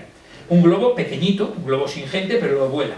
El Retiro va a ser otro escenario para estos globos. En 1784, un año después de Betancourt del Escorial, va a volar un globo en Aranjuez, y en 1792 vamos a ver en el parterre del Retiro que también van a levantarse los globos. Los ingenieros van a tener una primera parte aquí. Y vemos que ese Bartolomé Sureda, que había estudiado con Betancourt y que había traído la técnica de calcografía, no la ha traído para enseñarse a Goya, la ha traído estas técnicas de reproducción para hacer las láminas del Real Gabinete de Máquinas que está creando Betancourt en París. El rey Carlos III le paga un viaje con un montón de dinero y con un montón de ayudantes para que reproduzcan las máquinas que se están inventando en Europa. España está atrasadísima en ese campo y entonces van a hacer modelos y van a traer una de las mejores gabinetes de máquinas que se han fabricado, han existido nunca, con todo tipo de... En París hay un museo, les recomiendo que lo visiten, el Museo de Artes y Oficios, del Sastre Metiers, que tiene una colección fabulosa de máquinas de este tipo. Pues Madrid va a tenerla también. Y estas máquinas van incluso a comenzar a imprimir estas cosas. Lo que pasa es que estamos en unas fechas que nos acercamos a la invasión francesa y la verdad es que en la invasión francesa se va a perder el gabinete entero. No nos consta que se conserve ninguna máquina. Conservamos solo las representaciones, los listados, los estudios sobre las máquinas que había, pero realmente Betancourt hizo este esfuerzo extraordinario de traer todo esto. Pues lo hemos perdido, pero bueno, ya vemos que desde luego los ingenieros van a tener mucha importancia hasta el punto de que para instalar aquí Betancourt, en 1802, le van a nombrar director de la primera escuela de ingenieros y de caminos y canales de España. O sea, se va a crear aquí, en el Parque del Retiro, el Paisaje de la Luz, va a estar la primera escuela de ingeniería y la va a crear Betancourt, y va a estar aquí el Museo de Ingenieros. No sabemos muy bien estas fotos, son edificios antiguos del Palacio del Buen Retiro, dentro del Buen Retiro, donde tenían pues salas de balanzas o salas como estas extraordinarias con las maquetas de las cerchas, de las bodas, pero todas estas ya no son el gabinete de Betancourt. Todos estos son gabinetes hechos posteriormente porque el de Betancourt se ha perdido durante la francesada. Lógicamente, todos estos ingenieros pues, van a tener un momento de apoteosis con la exposición de Minas en 1883, que vamos a tener a Velázquez Bosco, pues, que va a construir pues, este pabellón de Minas, que lo conocemos todavía como Palacio de Velázquez por un arquitecto, no por el pintor, y que este edificio pues, va a tener una exposición de minería y de tecnología toda ella. Fíjense la exposición que para la que se construyó este edificio, no se construyó para piezas artísticas, como estamos ahora habituados. Ahora pertenece a Reina Sofía y solo se hacen exposiciones de arte, pero esto no se construyó para el arte, se construyó para una exposición de minería, en donde lo que se exponían eran pues, las maquinarias más modernas. Fíjense qué vehículos, eso debía ser el último grito en la época. Es una exposición en la que se construyeron un montón de pabellones, todos mostrando maquinaria. Se incluyeron, incluso se construyeron minas para que el público las pudiese evitar, minas en el parque, con pozos y con todo tipo de soluciones delirantes, como esta de aguas minerales, la Margarita, que hace su pabellón a base de botellitas de agua, o esta otra de una Chulcea, que lo hace con los tubos que fabrica. Hay un montón de pabellones, todos de las empresas de minería, de Mieres, un montón de trabajos de Velázquez Bosco, pabellones de una galería de máquinas, y galerías de productos de todo tipo, del ejército, Es una exposición realmente incluso de cerámica La Moncloa, la heredera del Buen Retiro, la fábrica La Moncloa, pues tiene su pabellón aquí, o estas otras de la compañía de Valdemorillo de cerámica. Por lo tanto, no resulta nada raro que cuando se hay que construir una escuela de ingenieros, pues se haga aquí, se construya junto, pues donde la Acrópolis, aquí lo tenemos. ¿Qué tenemos aquí al lado? El Observatorio Astronómico. Pues ahí vamos a tener la Escuela de Ingenieros de Caminos, que es la que se va a construir aquí con este proyecto de Mariano Cardera, que es un edificio realmente importante, al que luego se amplía con laboratorios, y que incluso conoce un proyecto de ampliación por Palacios y Otamendi, los autores del Palacio de Correos, que no se llega a ejecutar. Y es que la técnica va a estar muy presente todo el rato en el Paisaje de la Luz. Hay que tener en cuenta que tenemos pues, la primera estación de tren de Madrid, la estación de Atocha, el segundo ferrocarril el tercero de España y el segundo de la península. El primero fue en Cuba, el segundo fue en Barcelona y el tercero lo tuvimos aquí en Madrid. Esta es la primera estación, es muy gracioso, sacado el dibujo original y el grabado como se reprodujo, un dibujo de Pizarro, Filo Pizarro. esto ya vemos cómo técnicamente esta estación, que era una estación descubierta, los trenes paraban aquí y los andenes era donde estaba para la gente y tal, pero estaba más protegida, ya se amplía con esta gran cubierta de cristal que protege los trenes a medida que va creciendo el tráfico ferroviario. Vemos el sentido de estas cubiertas abiertas era esto, imagínense lo marera, eran trenes de vapor, todo quemando carbón, aquello era un espanto. O sea, con lo cual estas estaciones eran tan abiertas para que pudiesen... Por eso eran las bóvedas tan altas, para que el humo no asfixiase a los pasajeros. Y luego se va a construir una nueva estación extraordinaria de Alberto del Palacio, el ingeniero Alberto del Palacio, que es esta estación soberbia en su construcción, que es la que tenemos todavía hoy día, y tenemos un banquete celebrado dentro de la estación en el momento de inaugurarla. Y he traído también esta imagen porque la estación actualmente está muy ligada al botánico en el sentido de que es un invernadero, podría haber sido un verdadero invernadero botánico. Está tan cerca que habría merecido la pena haberlo transformado en institución científica, y este es el proyecto actual donde van a meter un bar y van a eliminar parte de las palmeras y parte de la vegetación interior. Eso lo van a hacer. Eso lo van a hacer. Es que meten un restaurante, un bar-restaurante y eliminan parte del invernadero de las palmeras. Es otro de esos temas que dices, dentro del patrimonio mundial son cosas que deberían tratarse con más cuidado, que a lo mejor esto más bien tendría que ir al contrario, transformarlo en una institución más científica, más ligada al botánico, donde, bueno, el botánico no tiene espacio para tener un gran invernadero de altura, y aquí tendríamos un invernadero colosal, con lo cual estaría muy bien darle este valor a la estación de Atocha. Por supuesto, los ingenieros llegan a veces a soñar de pesadillas. Aquí vemos el Palacio de Cristal y el mismo ingeniero que ha proyectado la estación de Atocha plantea esta Torre Eiffel de 300 metros de altura que va a tener un ferrocarril que va a subir en espiral y que te va a llevar a una carabela de Colón, porque es para celebrar el centenario del descubrimiento de América, el cuarto centenario. Yo creo que todos dijeron que se ha fumado este tío y la cosa no pasó de un par de grabados en la época. No llegó a mayores este proyecto de levantar esta cosa delirante, que yo no me puedo imaginar lo del tren subiendo en espiral. Además, tal vez tendría el radio más pequeño y no sé ni cómo se embarcaría. Curiosamente, Betancourt no solo es un gran ingeniero, sino que también es un gran espía, un espía industrial. Él ha viajado a Inglaterra. Es una grúa muy tecnológica del momento. O sea, esta grúa llamó la atención porque era una grúa que iba sobre raíles y que tenía además una máquina de vapor que le permitía accionarla. El banco va a ser, pues todos los edificios van a tener alardes técnicos, los edificios artísticos, la arquitectura depende mucho también de la ingeniería y de los avances científicos. Entonces, por ejemplo, el Banco de España, fíjense qué preciosidad está la doble bóveda cuando entras en la sala de ampliación. Esta sala tiene una vidriera, que es la que vemos, que es el cristal de abajo, y una bóveda de cristal, que es la que te protege la lluvia, que es la que hay arriba, que es la que protege la vidriera y la que protege la lluvia. Y entre medias esta estructura metálica extraordinaria.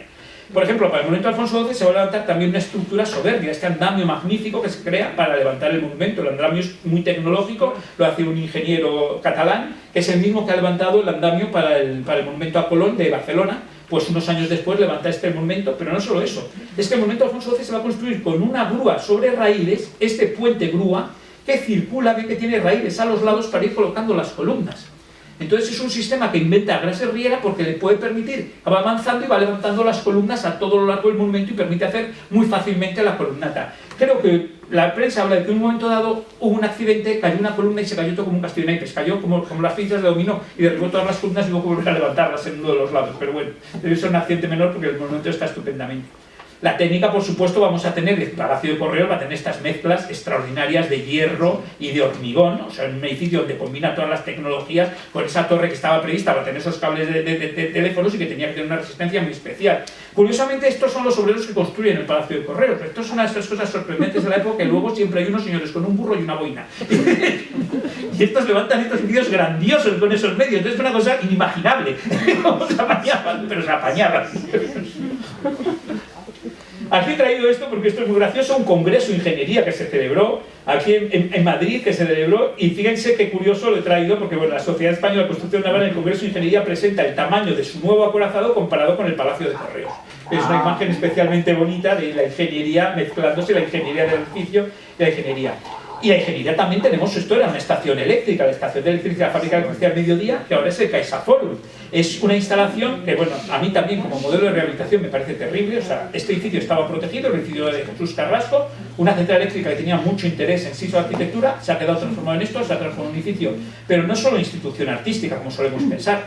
Lo que tenemos es que también es institución científica. Ahora mismo está esta exposición de dinosaurios de la Patagonia, que es absolutamente extraordinaria, porque los museos no solo hacen exposiciones de arte, también hacen exposiciones de ciencia. Las instalaciones estas que solimos relacionar solo con el arte también están relacionadas con la ciencia. Por supuesto, la tecnología, pues en excepto. A paseo, pues miren, estos son los primeros ascensores del Banco de España, unos ascensores que eran muy modernos en su época, y el ascensor en aquel momento era revolucionario, en 1889. Estos son unos ascensores que tenían que bajar 40 metros a las cámaras acorazadas subterráneas de Otis, y estos son los ascensores de Reina Sofía. Es decir, la tecnología siempre está presente acompañando la arquitectura y acompañando todos los escenarios. La tecnología, la ciencia, nos acompaña día y noche. La geografía también tiene su lugar en el paisaje de la luz. ¿Por qué? Porque aquí se crea un gabinete topográfico de su majestad, en el que se va a guardar, por ejemplo, la maqueta maravillosa de Madrid, la que tiene el Museo de Historia. Pero no era la única. Había una maqueta de la Casa de Campo que hemos perdido, y había otras muchas maquetas hechas por Leoncín del Palacio. Es otra de esas maquetas que se han perdido. Se conserva la de Alcázar de Segovia, se conservan muy pocas, pero sabemos que era una gran colección, en la que curiosamente podemos ver precisamente el sitio en el que se guardaba, es decir, las maquetas estaban guardadas en el mismo edificio que reproduce la maqueta. Una vez que entrabas dentro del sitio, te encontrabas el edificio pequeñito dentro de la maqueta, porque tenemos el Palacio del Buen Retiro, reproducido tal como era en 1830, y esas maquetas van a pasar al Museo del Ejército, al Museo, entonces no es todavía Museo del Ejército, esto aquí se presenta como Museo de Artillería, y vemos estas fotos interiores con las banderas, pero vemos cómo estaban estas maquetas. Esta es la de Alcázar de Segovia, y aquí vemos otras maquetas que se conservaban de Virgilio del Palacio en este edificio. Aquí volvemos a ver las maquetas en el Museo del Ejército. Se llegó a conservar hasta que también otra de esas colecciones que se dispersa, parte se pierde, parte se conserva, es un modo muy misterioso. La última cosa que tenemos también relacionadas así con geografía muy curiosa es esto, donde estuvo el laboratorio, el establecimiento tipográfico, litográfico que estaba aquí, de Madrazo, se va a construir un panorama. Un panorama era una especie de cine en el que había una reproducción muy realista de un paisaje. Era un modo de viajar al extranjero sin viajar al extranjero. En este caso la gente va a viajar a visitar la batalla de Tetuán. Este edificio se llegó a construir. Esta es la batalla de Tetuán representada en el cuadro de Fortuny, pero este edificio llegó a construirse. Lo que pasa es que el edificio no tuvo mucho éxito, los panoramas pasaron de moda enseguida, y además este se construye muy tardíamente, muy cerca ya del cinematógrafo, que se va a comer por completo los panoramas. El modo de viajar va a cambiar, pero no debe extrañarnos, por lo tanto, que se pensase en un momento dado que el Instituto Geográfico Nacional se levantase también aquí. Vean dónde iba a estar la Escuela de Caminos, el Observatorio Astronómico con sus edificios, y se plantea construir aquí el Instituto Geográfico Nacional con este proyecto de Pedro Matet, que es el que lo va a construir realmente no en el barrio de Chamberí, donde está ahora, va a construir el proyecto definitivo. Pero también ese edificio pudo haber venido al Retiro. Otra pieza que teníamos geográfica fascinante y que se perdió, esto es el mapa de España en el Retiro. El mapa de España que tuvo el Retiro y que lo hemos perdido. Era una pieza muy bonita, de la que conservamos la réplica exacta, porque se inauguran dos, una en el Retiro y otra en el Parque del Oeste. La del Parque del Oeste nos serviría si quisiéramos recuperarla. Hay textos, eso me resulta confuso. En algunos textos dice que este rundido del mar está hecho porque los ríos circulaban, salían chorritos de agua que seguían el cauce de los ríos. No sé si sería cierto o no, pero la verdad es que me parecería muy bonito recuperarlo en ese sentido. Curiosamente se conserva un tercero dentro de un colegio, ahora no es el colegio, era la Junta Municipal, una de las sedes de la Junta Municipal de Moncloa, la que hay ahí junto a la de Saravilla, y se conserva este tercer mapa de España con la geografía más exagerada. Esto fue una técnica española que permitía desarrollar mapas, una empresa española que inventa este sistema, y es otra de esas piezas perdidas en el Retiro que sería interesante poder recuperar. La ingeniería naval, pues ya les he dicho que el panorama no tuvo mucho éxito y se transformó en un circo ecuestre. Sabemos que se construyó porque incluso tenemos una foto. Esta foto está tomada desde el Casón del Buen Retiro en un momento que lo ha derribado un huracán, y entonces pues aprovechan para tomar esta foto. Bueno, aprovechan para sacar la foto del otro, pero fíjense qué curioso que eso se transformó en el cinefluo. El cinefluo era una mezcla de cinematografía, mecánica, movimientos y escenografía que te transmitía un viaje por mar. Entonces nos encontramos con que aquí hubo, y eso se construyó, lo sabemos que se llegó a construir el cinefluo. Estas son las escenografías de Busato, donde tú, por ejemplo, por una ventana pues podías ver el mar, y aquello tenía pasarelas que se movían, se ondulaban, tú te sentabas y tenías la impresión de emprender un viaje el barco. De hecho, aquí lo tenemos, que tú entrabas a este barco que estaba anclado en la Plaza de la Lealtad. Es una cosa bastante insólita y que nos sirve para recordar que tenemos el Museo Naval, un museo de ingeniería naval, o sea que tenemos un museo muy importante también de historia, de ingeniería, de técnicas constructivas de barcos, que es un museo inaugurado en el año 32, también un edificio de Luque, Francisco Javier de Luque nos sale constantemente. El museo es una verdadera maravilla, es una preciosidad, es un museo en el que se siguen produciendo maquetas, se siguen creando modelos, se siguen trabajando en toda esta crítica y que además también tiene interés geográfico. Por ejemplo, pues simplemente ya este mapa es una pieza única, o sea, la carta marina de Juan de la Cosa, que nos representa por primera vez América, pues eso es una pieza de una importancia capital en la historia de la ciencia y la tenemos también guardada en este espacio de la ciencia. La lexicografía va a tener también mucha importancia. Otro monumento a un científico, o un médico, ¿cómo llamaríamos a Pedro Ponce León, el que inventa el método para enseñar a los sordomudos a hablar, leer y escribir? Y lo inventa en el siglo XV-XVI, en el paso del siglo. Por realidad tenemos este monumento. Aquí tenemos a Ramón de Zubeaurre pasando el lenguaje de la inauguración, el discurso, al lenguaje de signos, porque Ramón de Zubeaurre y los hermanos Zubeaurre, los pintores, eran sordos, todos. Entonces, él está en la inauguración pasando. Ese es el boceto del escultor Iglesias Recio, un escultor también sordomudo, que es el que hace el boceto y luego lo va a esculpir Samper. Y el monumento va a servir también como un monumento a Juan Pablo Bonet, porque se colocan estas lápidas, y en las lápidas, pues Juan Pablo Bonet es el inventor del libro titulado Reducción de las letras y artes para hablar a los mudos. También son dos de los antecedentes que tenemos de creación de los lenguajes, que van a tener también una figura también muy importante en Francisco Paula Martín, que es el inventor de la taquigrafía. Y que tenemos también un monumento a este señor en el Retiro. Fíjense cuántos científicos nos estamos encontrando y cuánta gente, médicos, científicos, nos estamos encontrando en el Parque del Retiro, que normalmente pensamos que tenemos a Galdós y nos damos cuenta de todas las demás figuras que hay. Esto es curioso porque este monumento vemos que en principio era una estancia. Es otra de esas piezas que se pierden como de un modo muy tonto. De repente dice, bueno, esto evidentemente es un pilón para recoger agua. El monumento ha quedado enterrado en algún momento dado. O se ha trasladado, se ha movido y se ha cambiado. Yo creo que este monumento lo desplazaron, porque a mí me suena que este monumento lo cambiaron de posición. Naturalmente, si tenemos lexicógrafos, tenemos el que inventa la taquigrafía y el que inventa hablar, tenemos la Academia de la Lengua. ¿Cómo no vamos a tener la Academia de la Lengua? Una institución científica sobre la lengua. Porque la academia lo que hace es estudiar el lenguaje y crear diccionarios. Aunque es una institución en la que va a haber poetas. Aquí tenemos la inauguración de la academia y, por supuesto, su biblioteca magnífica que se conserva perfectamente en la actualidad, una foto histórica, sus instalaciones de ficheros.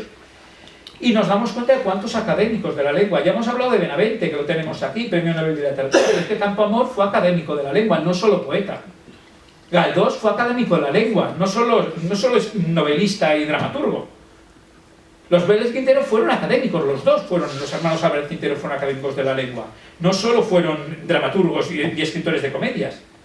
Baroja, esta foto que os he traído porque es muy bonita, es Baroja paseando por el Retiro y Baroja en la entrada del parque. En esa época se tomaban todas las fotos ahí porque había fotógrafos callejeros, la ciencia de nuevo aplicándose al arte, había fotógrafos callejeros que tomaban fotos a la gente para vendérselas, y entonces hay muchísimas fotos tomadas siempre a la puerta de la Plaza de la Independencia, y es porque todo el que pasaba, claro, el fotógrafo puntería, los señores hablan con Baroja y dicen, ¡ay, tomenos una foto! Y ya observamos la foto de estos señores hablando con Baroja. En las anteriores les he podido traer fotos históricas de detalles, de cuando se construyen, de los modelos, de cosas de esas, lo pasamos muy rápido porque son muchas imágenes, no sé ya qué tiempo llevo en la conferencia, pero en el caso de Baroja, como tenemos fotos históricas, porque la estatua es reciente, pues he traído estas fotos preciosas de Baroja paseando por el Retiro, y la estatua que estuvo en el Retiro y que dio un saltito a la Cuesta de Moyano.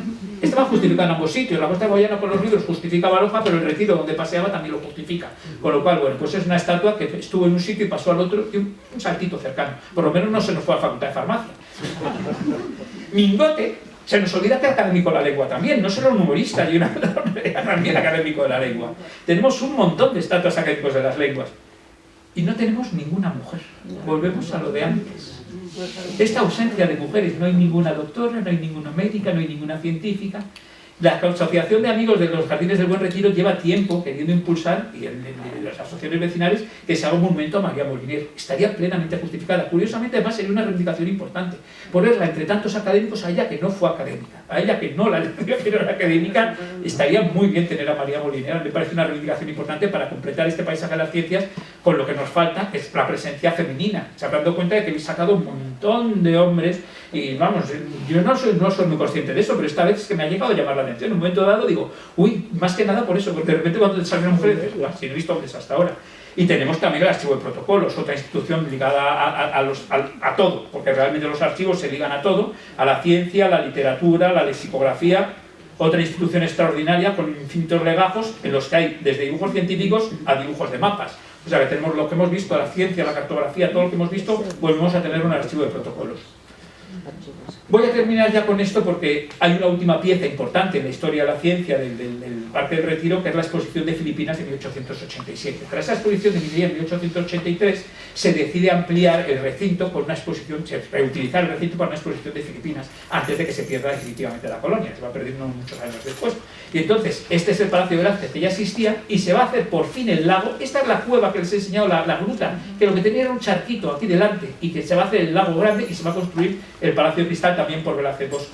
Ahí tenemos la inauguración de la exposición, reaprovechando el edificio del Palacio de Velázquez, y esta es la gran pieza que se aporta, el Palacio de Cristal, que va a ser la gran pieza que aporta Velázquez Bosco, que estamos ante una pieza de ingeniería, porque es una pieza donde el uso del hierro y el cristal es extraordinario, es una pieza avanzadísima en su época, pero que también es una pieza botánica, porque eso es un invernadero, es el invernadero que se construye para traer las plantas de Filipinas. El problema es que cuando se inaugura la exposición no han llegado las plantas y lo tienen que inaugurar poniendo unos tapices y disimulando. Pero luego cuando llegan las plantas en agosto, ya por fin la prensa dice: han llegado las plantas, ya está el invernadero, ya la exposición de Filipinas está completo. Como invernadero, aquí lo vemos, esto en octubre, y en Madrid con el calor que hace, pues claro, el invernadero que en invierno debía estar muy bien para mantener las plantas, pero en verano debía ser complicado por el calor que se alcanza en Madrid. Pero bueno, el invernadero llegó a existir y es una instalación botánica. Pero también es una instalación antropológica. Fíjense qué barcos tan curiosos hay, son barcos típicos filipinos. La gente podía embarcar en barcos filipinos, en las canoas filipinas, en ese lago. El lago se había hecho no solo como un objeto decorativo, sino como una parte de la exposición. La exposición, por supuesto, tiene una parte antropológica. Había una exposición etnográfica. Dentro del Palacio de Velázquez había una gran exposición etnográfica. Aquí tenemos esqueletos. Esto podría haber pasado directamente al Museo Antropológico. Pero es que esa exposición llegó a ser una exposición viviente. Una exposición viviente en la que traen a los indios y gorrotes y traen un montón de tribus de Filipinas a que vivan en el Parque del Retiro. Esto no es una foto tomada en Filipinas, esto es una foto tomada en el Parque del Retiro. Los indios y gorrotes. Esto ha sido muy criticado en tiempos actuales como colonialista y tal. Bueno, hay que decir que no es lo que parece. Esto era un parque de atracciones. Los indios y gorrotes no vivían ahí. Los indios y gorrotes estaban ahí por el día. Y por la noche se iban a una pensión. Los indios y gorrotes cobraban un sueldo. Los indios y gorrotes vestían a la occidental, luego lo veremos. Los indios y gorrotes se iban por Madrid vestidos de señores del siglo XIX con sus trajes y llegaban a un estudio fotógrafo y se sacaban sus trajes de indios y gorrotes para tomarse las fotos pertinentes. Entonces, hasta cierto punto era un parque de atracciones. Esto, digamos, que no es lo que nos parece en las exposiciones, pero fíjense que se habían traído hasta los animales de Filipinas. O sea, tenemos la etnografía, tenemos la botánica, tenemos la zoología, prácticamente tenemos todo lo que hemos visto hasta ahora en esta exposición. Aquí tenemos, pues claro, no solo vienen indios y gorrotes, los moros joloanos, los indios bisayas, mirales y tagalas. O sea, vinieron todo el mundo, unos vestidos de una manera, otros de otra. Estos, claro, estos eran musulmanes, vestían a su modo. O sea, no era solo tratar. Realmente yo creo que en verano, en esa época, con el calor que hace en Madrid, estar medio en pelotas en el Parque del Retiro, era lo mejor que se podía pasar.